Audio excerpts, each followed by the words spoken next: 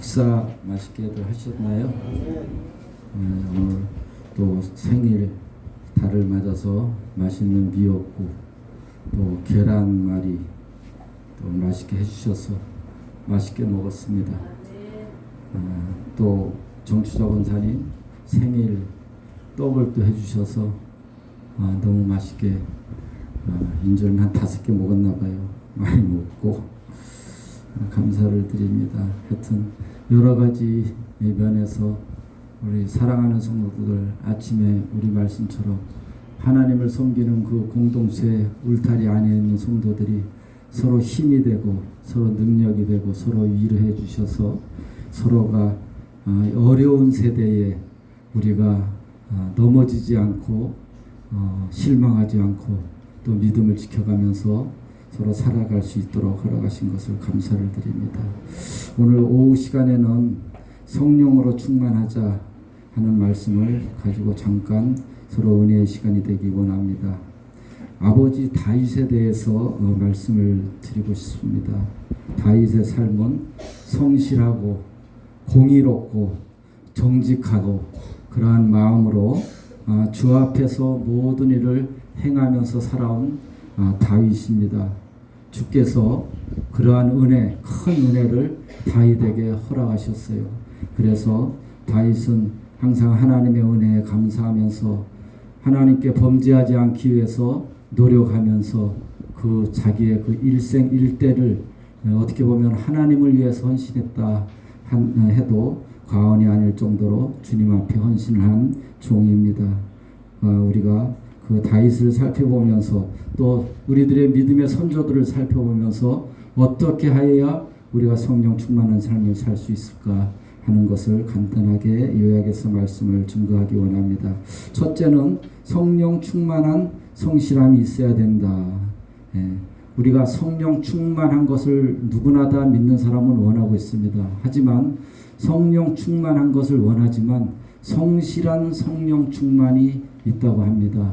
우리가 성실하지 않고 순간순간에 치우쳐서 성령 충만, 물론 그것도 없는 것보다는 낫겠지만 항상 성실한 마음으로 성령 충만함을 받으면은 하나님께서 우리가 원하시는 대로 성실한 성령 충만함을 우리에게 허락하시리라 믿습니다. 다윗은 형제 중에 8째 아들로 태어났죠. 성경에 보면은 8째 아들로 태어난 말제 이렇게 나와 있는 장이 있는가 하면은 어느 장에는 7째 아들로 태어났다 이렇게 되어 있습니다. 그래서 그것을 제가 여기저기 찾아보니까 학자들은 말하기를 옛날에는 출생신고를 하지 아니하고 태어났다가 죽은 사람이 있기 때문에 어느 곳에는 8째 아들 어느 곳에는 7째 아들 이렇게 되는데 8째 아들을 말제라고 얘기했을 때는 한 아들이 생존해 있을 때고 마지막 다른 성경에서 7째 아들이라고 말씀한 것은 그때는 한 아들이 사망을 했거나 어떻게 잘못됐기 때문에 7째 이렇게 기록이 되어 있는 거다 이렇게 얘기를 언급을 했더라고요. 그래서 7째든 하여튼 8째든 다윗은 마지막 아들로 태어났습니다. 하나님께서는 다윗을 쓰시기 위해서 기름 부음을 받기를 원했어요. 이스라엘의 초대 왕인 사울왕을 하나님께서 보시기에 참 괜찮다. 저만 하면은 나라의 왕이 될 만하다 해서 기름을 부었지요. 기름을 부어 세웠는데 사울이 처음에 하나님께로부터 기름 받을 때는 굉장히 은혜가 충만하고 그 모습도 준수하고 하나님 보시기에 좋아서 기름을 부었어요. 근데 그 사울이 자기의 마음에 자꾸 생활해 가면서 교만이 그 마음속에 싹트고 죄악이 자꾸 그 마음속에 물들기 시작했습니다. 한 번 죄를 짓고 2번 죄를 짓고 자꾸 죄가 계속돼 가면서 하나님이 보시니까 저 사울은 내가 원하던 사울이 아니다. 저 사울이 과연 하나님의 나의 어떠한 그 말씀 속에서 저가 올바른 생활을 할 수 있지는 않겠다 생각을 하고 하나님께서 사울을 기름 부은 것을 참 후회를 하셨어요. 그래서 다시금 이스라엘 왕을 세워야 되는데 그럼 누구를 세울 것인가? 사울이 다윗의 집에 방문을 하게 됐습니다. 방문을 해서 말하기를 이 집에 아들들이 있는데 아들들을 하나님의 종으로 기름 세우기를 원한다. 아들을 한번 데려와라 해서 아들이 첫째 아들, 둘째 아들 쭉 해서 들어왔지요. 들어와서 보니까 하나님 이 사무엘 선지자가 볼 때는 그 자녀들 중에서 과연 하나님께서 원하시는 아들이 없었던 거예요. 그래서 부모에게 이 외에 다른 아들이 없느냐 하니까 그때 부모가 얘기하기를 저 밖에 목동이 양을 치는 목동이 마지막 아들이 하나 있습니다. 그럼 그를 데려와라. 그래서 보니까 그 사람이 바로 다윗이었죠. 그래서 보니까 과연 이가 하나님께 기름 부음 받을 만한 새로운 왕이 가능하다, 좋다 판단을 해서 하나님께서 기름을 부어 왕으로 세웠습니다. 그 어린 나이에 왕을 세웠는데 다윗은 어려서부터 하나님을 섬기는 자였어요. 어려서 소년으로 있을 때 자기 형제들이 다른 적 나라하고 서로의 그 싸움, 그 지배를 받고 있을 당시에 다윗의 나이가 15세라고 추측을 하고 있거든요.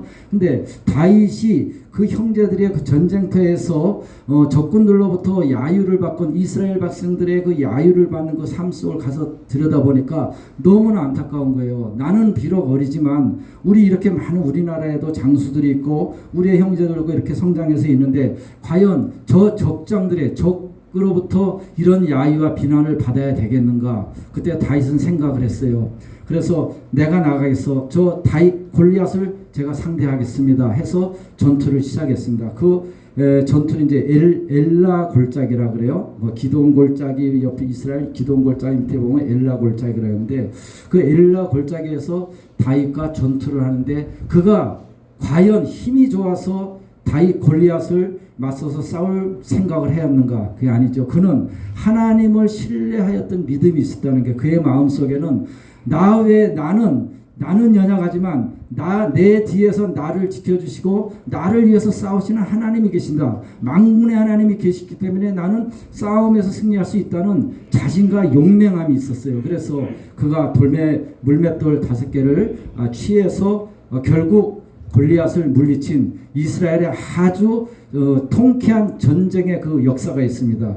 이렇게 하나님께서는 사무엘을 통해서 다윗을 기름 부을 때는 다윗의 마음이 성실함이 있었기 때문에요. 다윗이 성실하지 않고 자기에게 주어진 일을 자기가 하지 않고 부모님에게 불만하고 왜 나만 보라 그래, 나만 왜 목동 일을 해야 돼 하고 불만을 갖고 겨우 그 일을 진행을 했다면은 하나님께서는 이 다윗을 사용하지 않으셨을 거예요. 그렇지만은 다윗은 항상 하나님을 신뢰하는 그 마음 중심이 있었고 하나님께 나는 성실한 자로 살아야겠다는 그 마음다짐이 있었기 때문에 하나님께서는 사무엘 선지자를 통해서 다윗을 기름 부음 받아서 이스라엘의 역대에 아주 승리할 수 있는 이스라엘을 전체 통일 왕국을 이룰 수 있는 왕으로 하나님께서는 삼아주셨습니다. 하나님의 이러한 성실함은 어린 다윗이 골리앗을 싸울 때부터 항상 그 마음속에 우리 하나님께서 나와 함께 하시고 나를 지키시고 내가 하나님 앞에 기도하는 것은 모든 것을 하나님께서 이루어주신다는 그런 확실한 마음, 내가 끝까지 하나님을 섬김을 통해서 나의 성실함을 보여주겠다, 나의 하나님을 사랑하는 나의 진실된 마음을 하나님께 보여드리겠다 하는 그런 생각이 있었기 때문에 다윗은 하나님께로부터 성령 충만을 받게 되었습니다. 둘째, 다윗은 성령 충만은 공의롭다 이런 생각 속에서 성령 충만을 요구했습니다. 다윗이 장막에 거했을 때 아말렉 군사들이 다윗의 군사를 쳐들어왔어요. 그래서 그 다윗이 이제 왕이 돼서 나라를 다스릴 때 아말렉 군사들이 다윗 나라에 쳐들어와서 다윗이 빈사에 쳐들어와서 그 백성들을 전부 다 죽이고 그 재산을 전부 다 뺏어가고 아녀자들을 전부 다 잡아갔지요. 다윗이 와서 보니까 자기의 성이 완전히 엉망이 돼버린 거예요. 그래서 알아본 줄 아말렉 군사들이 모든 것을 다 갈취해서 갔다. 그래서 다윗이 600명의 용사를 준비를 했어요. 600명의 용사를 해서 400명, 200명 두 대로 놔두고 선발대, 후발대를 통해서 그 아말렉 군사들을 추격을 합니다. 결국은 추격해서 아말렉 군사들을 만나서 거기서 전투를 벌이고 그 모든 노력당했던 모든 것들을 다 뺏어오고 그들의 전리품까지 다 뺏어와서 또 그 아녀자들을 전부 다 그때 잡혀갔는데 아녀자들까지 전부 다 도로 찾아오는 그런 승리의 그 전쟁이 아말렉 전쟁이었는데 하나님께서는 그토록 다윗이 그 어려움 속에 있었지만 다시금 그 백성들을 구하고 또 재물들을 다시 찾아올 수 있도록 허락해 주신 그것은 하나님의 성실하심과 하나님의 공의로우심을 통해서 하나님이 그 모든 이런 것들을 다시 회복시킬 수 있는 은혜를 허락하신 거예요. 그래서 하나님께서는 그 전쟁에서 승리하게 하시고 그 아녀 부인 다윗 왕의 부인까지 다 이렇게 도로 찾아와서 그 다시금 성의 그 행복한 그 평화로움을 누렸다 이런 말씀이 있습니다. 하나님께서는 모든 취한 것 그 아말렉 군사들을 통해서 잃어버렸던 모든 것들을 다시금 취하게 하셔서 하나님께 좋은 것으로 하나님 감사를 드렸다 하는 말씀이 있습니다. 셋째는 성령 충만은 정직한 것에 있다 이렇게 말씀하고 있습니다. 그래요. 성령이 있지만은 또 성령이 아닌 것들도 있고 믿음이 있지만 믿음이 아닌 것들 가식되고 거짓된 것들이 있죠. 우리는 믿음을 구하고 성령을 구하되 정직한 영으로 구해야 합니다. 정직함으로 우리가 하나님 앞에 기도하고 간구할 때 하나님께서는 우리에게 정직한 영으로 채워주신다고 말씀을 하고 계십니다. 다윗의 그 사울과 다윗의 차이를 가만 보면은 여러분도 잘 아시지만 사울도 왕이고 하나님께서 보시기에 기름 부을 만한 왕이었기에 기름을 부어 세웠고 다윗도 보시기에 좋아서 기름 부어 세웠습니다. 근데 결국은 사울은 패한 왕이 됐어요. 하나님께 버림받은 왕이 됐어요. 세우지 않았으면 좋았을 것이라다 하는 그런 말을 듣는 왕이 됐고 다윗은 하나님께서 끝까지 사망할 때까지 끝까지 함께한 왕이었어요. 그러면 사울과 다윗의 두 가지 차이가 있었어요. 그래서 뭔가 하면은 사울은 자기가 범죄하였을 때 그 범죄를 깨닫지 못하고 회개하지 못함으로 하나님께 버림을 받은 왕이 되었어요. 그렇지만 다윗은 내가 잘못했을 때 하나님께 내 잘못을 시인하고 내가 다시 한번 용서함 받을 수 있었다는 왕이었어요. 그래서 결국은 한 사람은 버림을 받은 이유는 자기가 잘못을 뉘우치지 못한 것, 한 사람이 칭찬을 받은 것은 내 잘못을 뉘우치고 하나님께 용서함을 바랐던 것이요.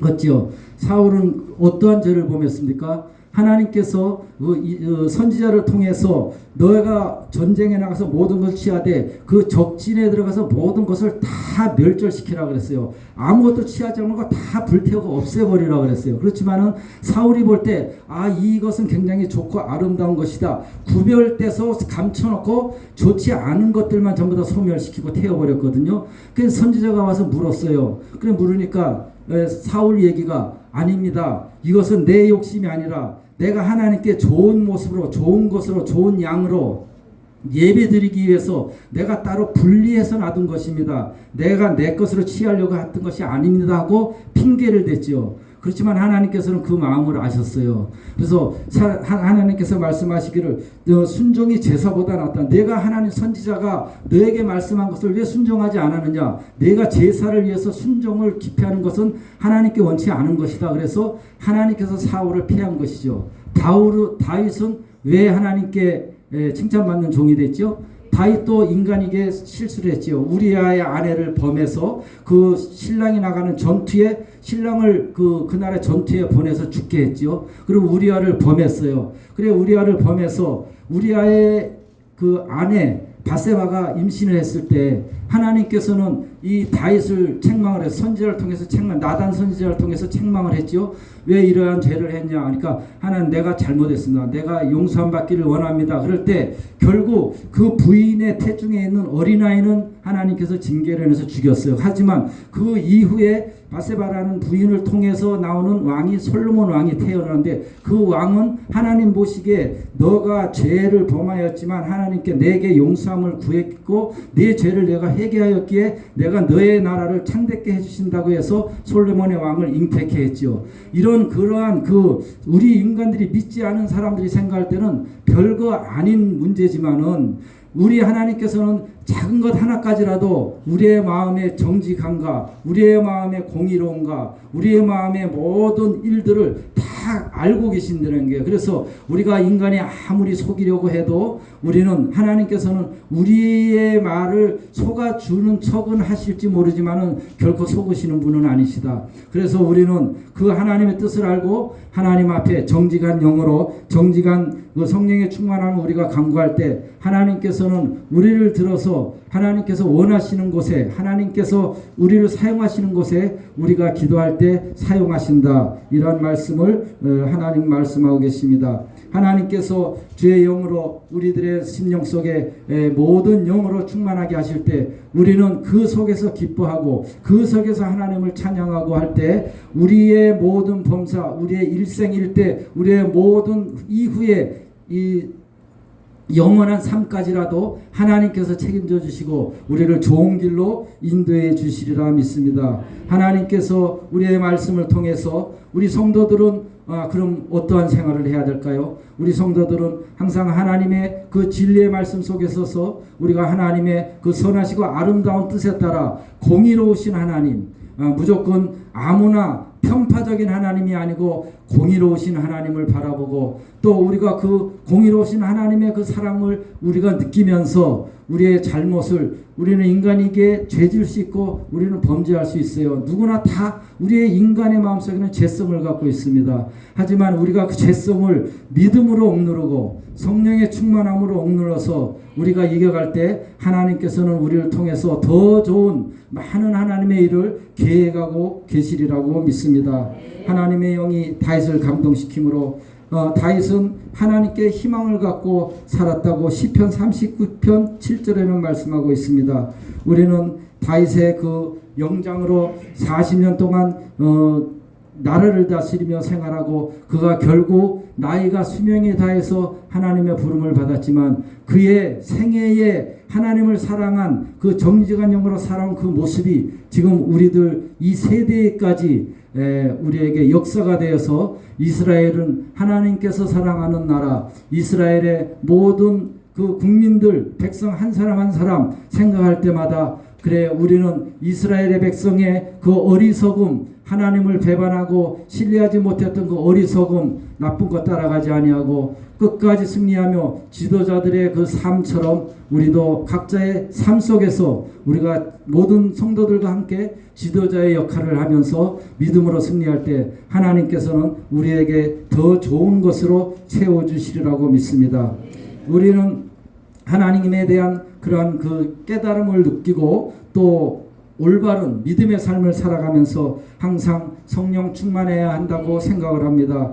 우리가 성령으로 충만할 때 귀신이 쫓겨가고 우리의 마음의 평강과 자유함으로 채워주셔서 항상 하나님의 허락하시는 성령의 열매 맺어가며 우리가 기쁨을 누려갈 수 있는 하나님의 복된 자녀들이 되기를 바랍니다. 또 우리는 하나님을 섬기는 자로 하나님이 함께 하시는 자로 우리는 항상 기도하면서 살아가야 합니다. 우리의 기도는 우리의 모든 어려운 문제들, 우리의 인간의 생각을 할 수 없었던 모든 것들을 가능하게 하시는 힘이 있습니다. 하나님의 그 말씀 속에는 우리를 향하신 그 뜻과 계획이 있습니다. 그 계획을 열어갈 수 있는 길은 우리가 하는 기도밖에 없어요. 하나님께 우리가 간절히 기도하고 우리의 마음의 소원을 간구할 때 하나님께서는 우리의 기도를 들으시고 응답하시며 우리의 나아갈 바를 열어주시고 지금 우리가 닥쳐있는 어려움, 우리가 닥쳐있는 고난 어떤 것인다 할지라도 하나님께서는 아무 관계가 없어요. 크고 작은 고민